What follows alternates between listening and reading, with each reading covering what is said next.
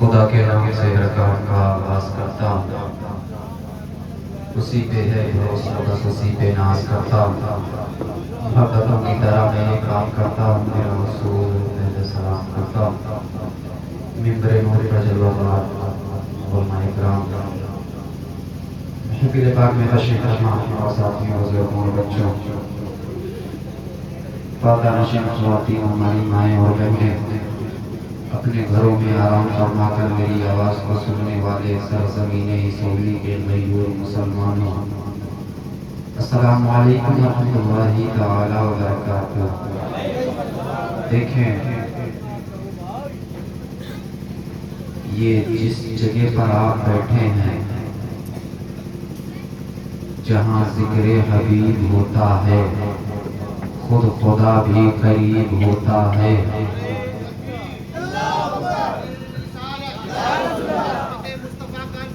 زندہ باد، زندہ باد، زندہ باد، زندہ باد۔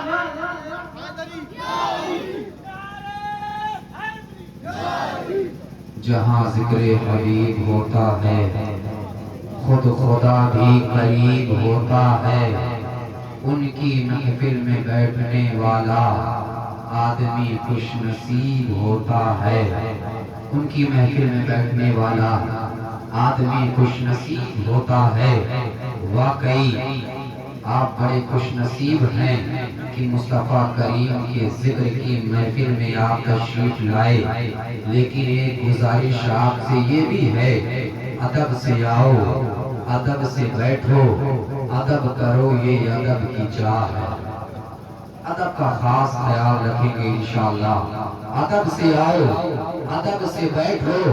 ادب کرو، یہ ادب کی جا ہے۔ یہ ایسی ویسی نہیں ہے محفل، یہ محفل پاک مصطفیٰ ہے، لہذا ادب کا خیال رکھیں۔ چونکہ میں دیکھ رہا ہوں بہت سارے لوگ ایسے ہیں جو سر پر ٹوپیاں بھی نہیں لگائے ہوئے ہیں۔ اللہ اکبر، آج یہ ہمارا ماحول بن چکا ہے، یہ جوش اور فیشن پرستی چھوٹ جاتی ہے، ذرا سی عمر بڑھتی ہے تو مستی چھوٹ جاتی ہے، سینما گھر میں جاتے ہیں تو ٹکٹ یاد رہتا ہے، مگر جلسوں میں آتے ہیں تو ٹوپی چھوٹ جاتی ہے۔ یہ ہمارا نظریہ بن چکا ہے، لہذا ان ادب کی محفلوں میں آیا کریں تو اپنے منہ کو صاف رکھا کریں، ادب و احترام کے ساتھ بیٹھا کریں، سر کو ڈھک کر کے بیٹھا کریں، حضور کی محبت میں بیٹھا کریں، دنیا والوں کو راضی کرنے کے لیے نہیں۔ اس لیے محفلوں میں نہ تشریف لایا کریں کہ فلاں کے دروازے پر ہے، میں ان کے دروازے پر جاؤں گا تو فلاں مجھ سے راضی ہوگا، بلکہ ان کے لیے نہیں، احمد مختار کی رضا کے لیے محفل پاک میں آیا کریں، کیونکہ خدا کی رضا چاہتے ہیں جو عالم، خدا چاہتا ہے رضائے محمد، خدا چاہتا ہے رضائے محمد۔ تو ادب و احترام کے ساتھ آپ تمامی حضرات بیٹھے، واقعی بڑے خوش نصیب ہیں ہم اور آپ کہ آج اس محفل پاک میں خطاب فرمانے کے لیے ملک ہندوستان کا وہ نایاب خطیب شہزادہ حضور سیف رضا،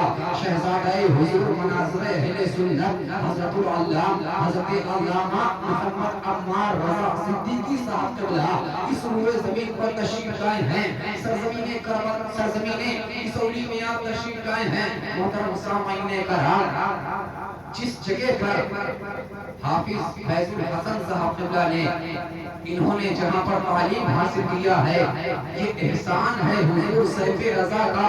کہ وہاں سے تعلیم حاصل کرنے والے بچے آپ کو ہر جگہ ملیں گے، کوئی حافظ کی صورت میں ملے گا، کوئی قاری کی صورت میں ملے گا، کوئی عالم کی صورت میں ملے گا، اور وہاں کا پڑھا ہوا بچہ، وہاں سے جنہوں نے فراغت حاصل کیا ہے، وہ مسلک اعلیٰ حضرت پر مضبوطی سے قائم آپ کو ملے گا، اور یہ اعلان کرتا ہوا ملے گا اعلیٰ حضرت ہے، اعلیٰ مقام آپ کا، اس لیے اعلیٰ حضرت ہے نام آپ کا۔ تو وہ ذات گرامی آپ کے دیار محبت میں تشریف لا چکی ہے، انشاءاللہ تبارک و تعالی ابھی تھوڑی ہی دیر میں حضرت کا ایک خوبصورت خطاب ہمیں اور آپ کو سماعت کرنا ہے۔ حضرت کا حکم پا کر میں بھی تھوڑی دیر کے لیے حاضر ہوا ہوں۔ ایک مرتبہ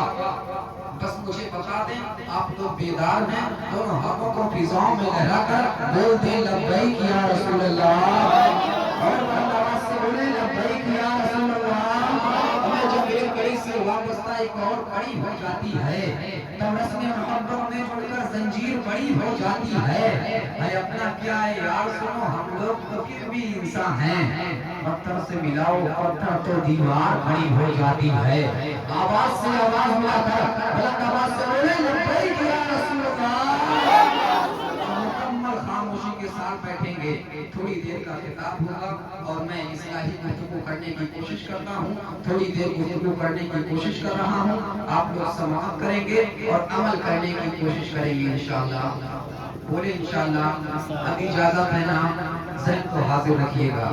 نحمدہ و نصلی علی رسولہ الکریم، اما بعد، اعوذ باللہ من الشیطان الرجیم، بسم اللہ الرحمن الرحیم۔ قال اللہ تبارک و تعالی فی القرآن المجید والفرقان الحمید، وما ارسلناک الا رحمتا للعالمین۔ وقال النبی صلی اللہ علیہ وسلم لا یؤمن احدکم حتی اکون احب الیہ من والدہ وولدہ والناس اجمعین۔ صدق اللہ العظیم وصدق بلغنا رسول النبی الامین المتین الکریم، ونحن على ذلك من الشاہدین والشاکرین، والحمد للہ رب العالمین۔ شاعر کہتا ہے وہ ہر عالم کی رحمت ہے کسی عالم میں رہ جاتے،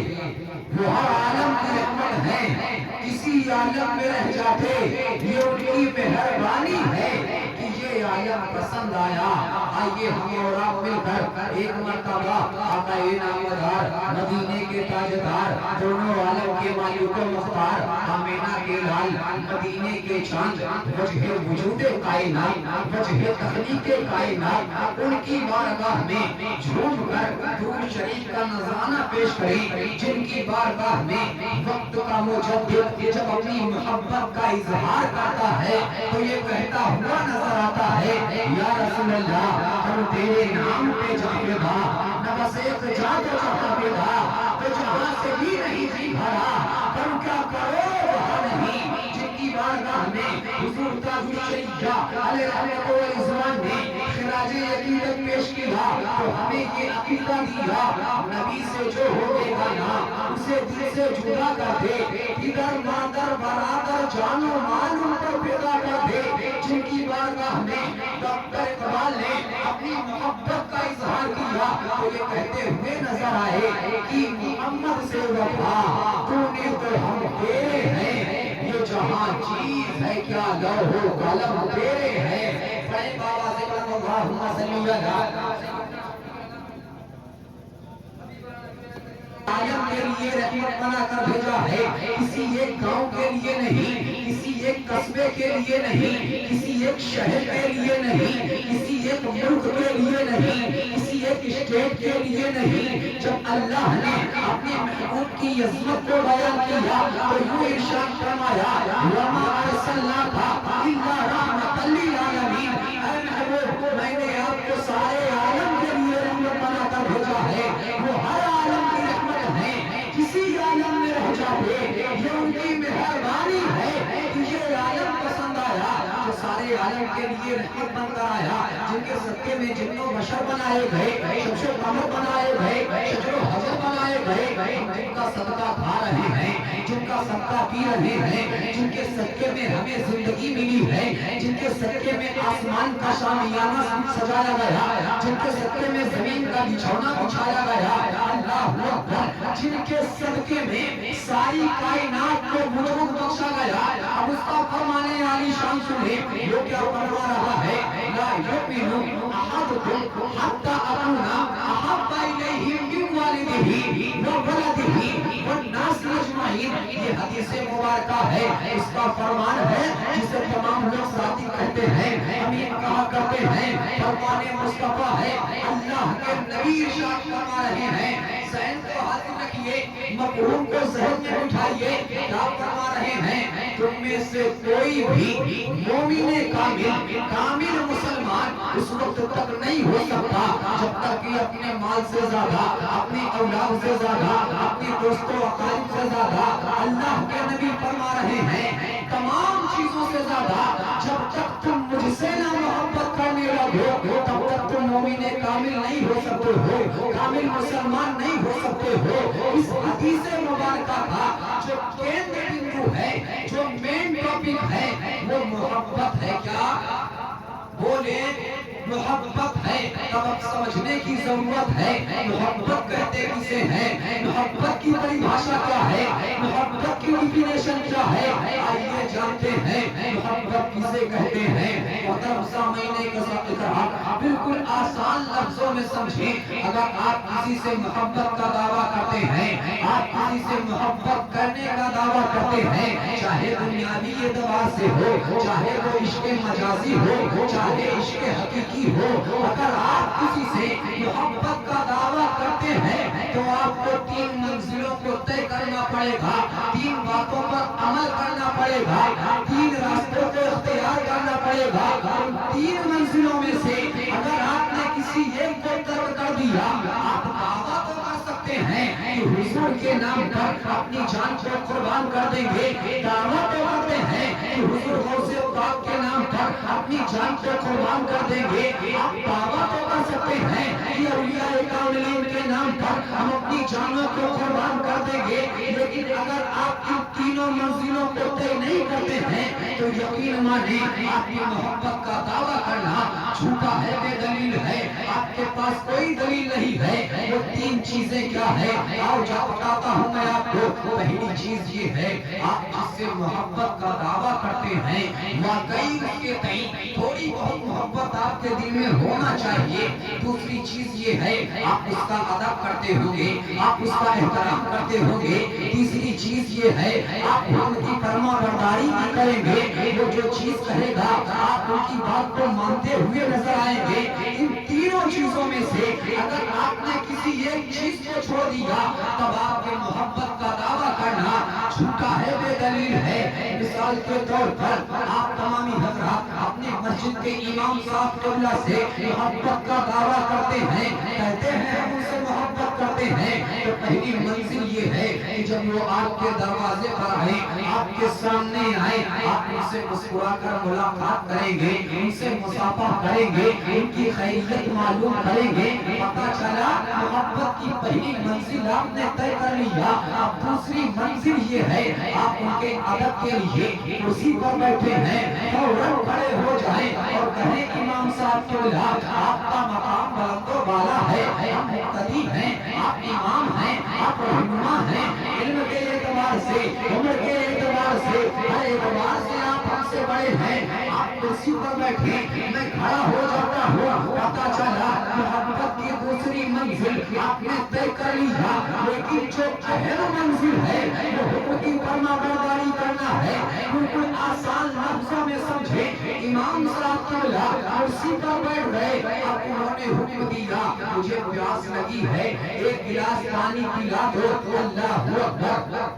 انہوں نے آپ سے پانی مانگا، آپ نے انکار کر دیا، میں پانی نہیں پلا سکتا، آپ کے لیے پانی نہیں لا سکتا، آپ کی بات نہیں مان سکتا، تو آپ کا ان دو منزلوں کا طے کرنا اب یہ بے سود ہو گیا، بے فائدہ ہو گیا، چونکہ محبت کی جو اہم منزل تھی ہم نے اسے ترک کر دیا۔ محترم سامعین کرام، اب آئیے جلسے کی طرف۔ یقین مانیے اس جلسے کا انعقاد ہوا ہے حضور کی محبت میں ہوا ہے، حضور کے عشق میں ہم نے اس جلسے کو سجایا۔ جیسے ہی حضور کا نام آتا ہے ادب سے اپنا چنتے ہیں، سر کو کھڑ کر کے حضور کی بارگاہ میں درود شریف کا نذرانہ پیش کرتے ہیں۔ دو منزلوں کو ہم طے کر رہے ہیں، لیکن تیسری اہم منزل جو ہے حکم کی فرما برداری کرنا، اپنے دل پر ہاتھ رکھیں، مجھے بتائیں تو صحیح فرمان مصطفیٰ پر ہم کتنا عمل کر رہے ہیں، شریعت مصطفیٰ کے دامن کو ہم نے کس طرح تھاما ہے،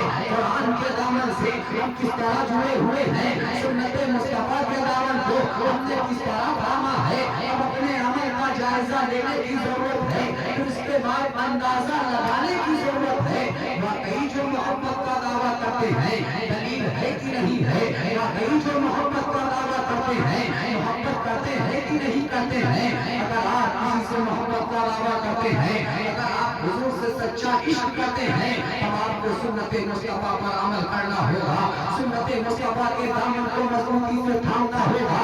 قرآن کے دامن کو تھامنا ہوگا، نمازوں کی پابندی کرنی ہوگی، شریعت پر پابندی سے عمل کرنا ہوگا۔ محترم سامعین کرام، عشق رسول کیا ہے جانتے ہو؟ سید سرکار اعلیٰ حضرت علیہ رحمت و رضوان نے ارشاد فرمایا، جان ہے عشق مصطفیٰ۔